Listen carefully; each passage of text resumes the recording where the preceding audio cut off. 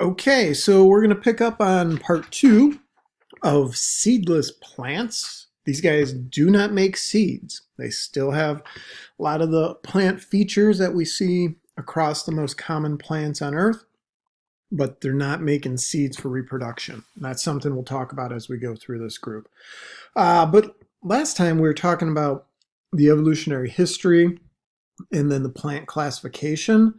So before we jump to specific groups of plants like liverworts, mosses, etc., let's take a look at kind of the big picture plant features. So what are the four main land plant features? So what I want you to do right now is take a moment, look outside your window, and odds are you're going to be looking at a plant, some type of plant. What do you see?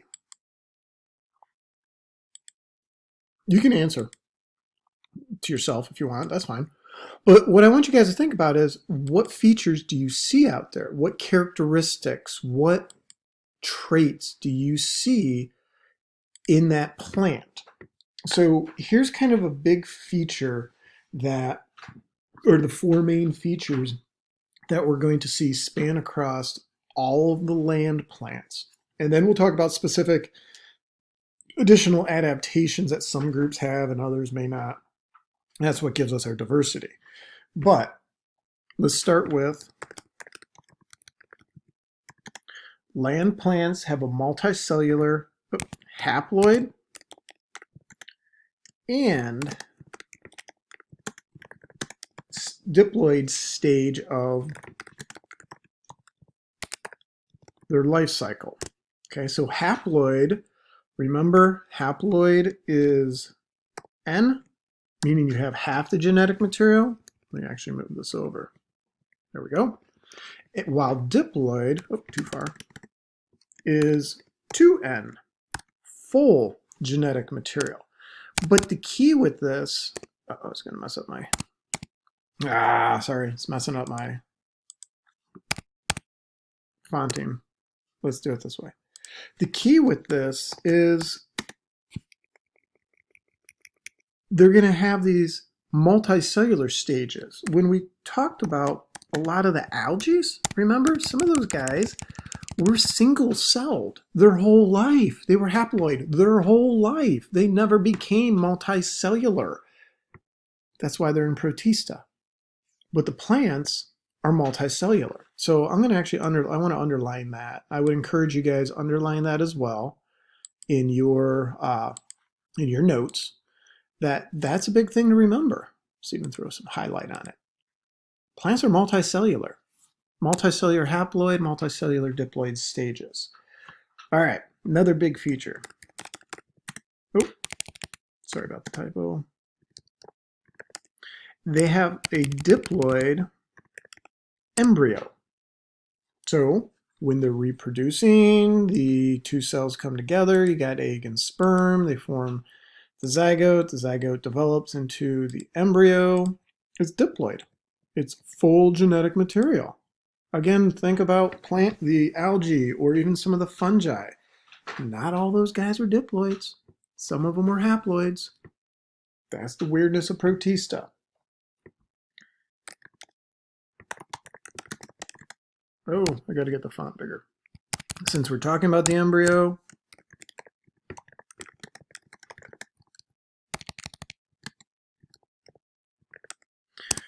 the embryo also has protection. And the amount and type of protection varies from plant group to plant group. And I'll show you guys examples of that. But that is a big feature in the plant world. Fungal world, not really. Protist world, oh, well, not really.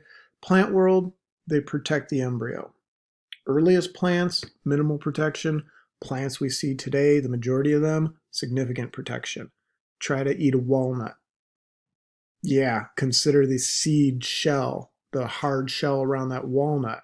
That's some serious protection. All right, so that's our third one. And number fourth,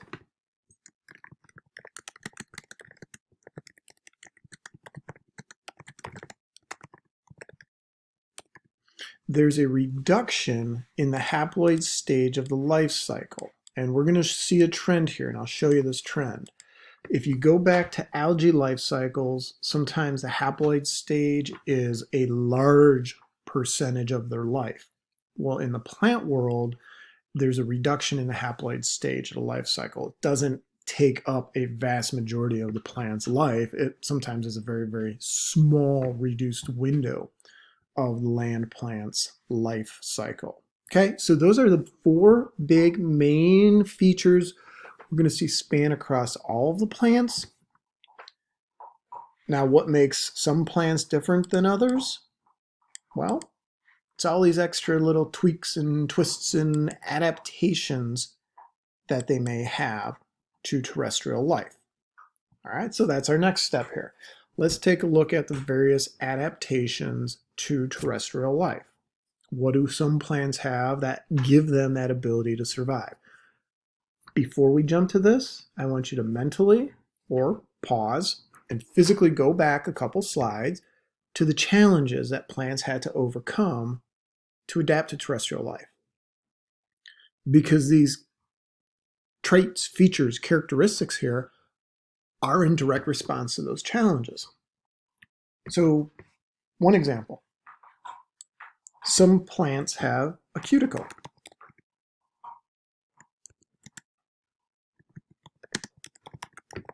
Okay, so this is a waxy covering. So I want you to think about it. What good does a waxy covering do if you have this on your leaf? Yeah, you're right. It reduces water loss.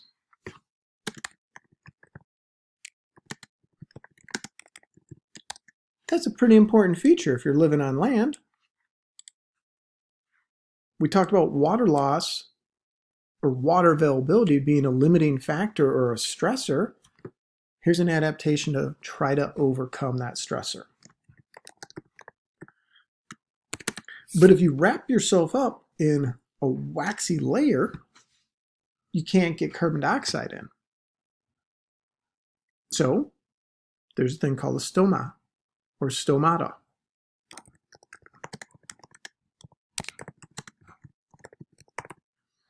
That's an opening. It's a little opening in the plant cell, in the leaf of the plant or in the plant lower epidermis here. There's a stoma, stomata for plural. It's a hole or an opening that allows carbon dioxide to diffuse in, allows oxygen to diffuse out. Because if you cover yourself with wax and prevent water from leaving, you also block gases from coming in or gases from going out. So I want you guys to think about photosynthesis and water stress. These two structures right here play a big role in allowing plants to manage water stress. It's how plants survive in desert environments or through droughts or things like that. So, okay.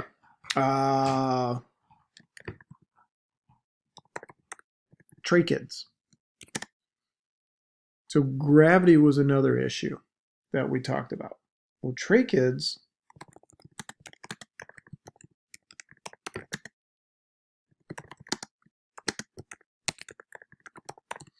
are specialized cells for transporting water and nutrients throughout the plant body. So if I'm going to grow tall, I have to be able to get water up to the top of the plant. Plants don't get water from their leaves. They get it from the root system.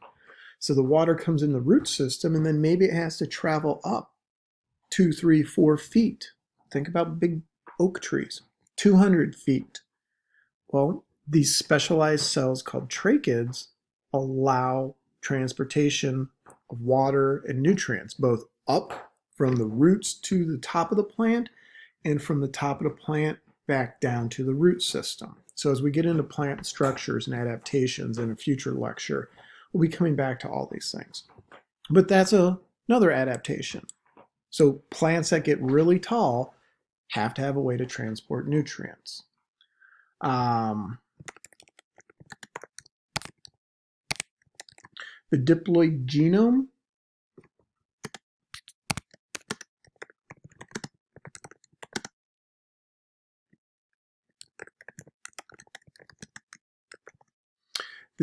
genome is a plant's version of a buffer against mutations. They're exposed to ultraviolet radiation. UV light can screw up your genetic code, it can alter your DNA.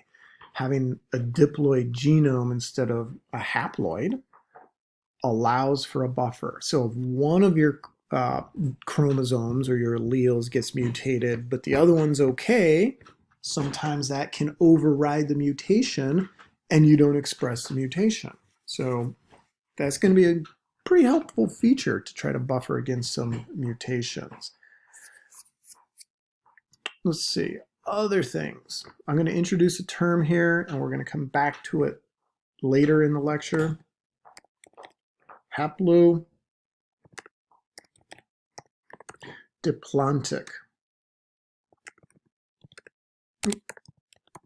life cycle. Excuse me.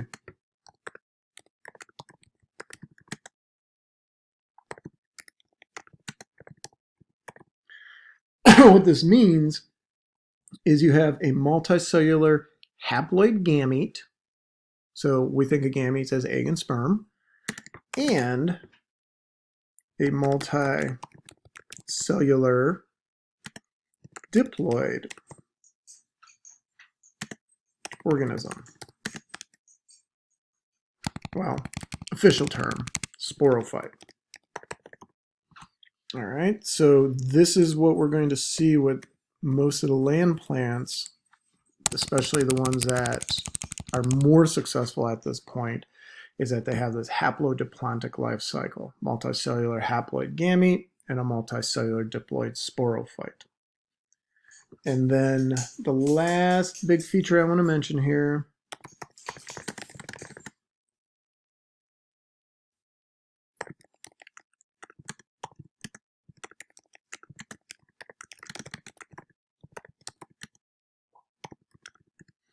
okay. Oh, let me get this out of the way. There we go. Okay, the length of the haploid versus diploid portion of the life cycle varies. And I'll show you this. We'll do a little pie graph and look at it as we walk through the different plant groups. Earliest plants, more of their life cycle was haploid. As we get into higher plants, if you want to call them that, less of their life cycle is spent as a haploid. So that's going to vary, and we'll see a very apparent pattern if we were to lay down the life cycle of multiple different groups of plants and look at them side by side. All right, so these are all going to be different adaptations that plants have to terrestrial life. Not all plants have cuticles, not all of them have tracheas. There's other adaptations we could list here. You could talk about the root systems, about the symbiotic relationships, about all sorts of other things. But this is the big picture I want you guys to remember when we talk about additional various adaptations. Most of the ones here are going to tackle those big challenges we talked about that plants had to, or algae had to overcome in order to evolve to a terrestrial existence. Okay, so that's why I'm listing these. Don't think this is it. The list is massive. You can take a whole semester of botany and talk about adaptations of plants to terrestrial life. All right, so lots and lots of stuff there. Last thing to leave off with in this chunk of the lecture is here's kind of our general life cycle.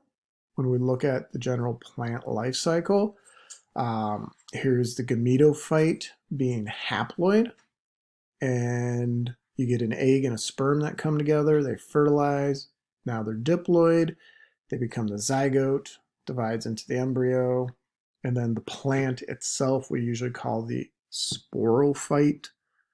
A portion of the sporophyte will be the reproductive structure.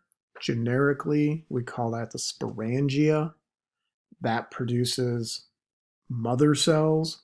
This is the animal equivalent of ovaries and testes that produce eggs and sperm. Those get released. In the plant world, though, those spores that are released, these little haploid cells, sometimes can grow and survive for quite a while as a gametophyte. But then when they come together, they fertilize, and then the circle comes complete again. All right, general life cycle. Very, very generalized. We're going to talk about it in a little more detail as we go through each of the different plant groups throughout this unit. So, all right. So come on back for part 3.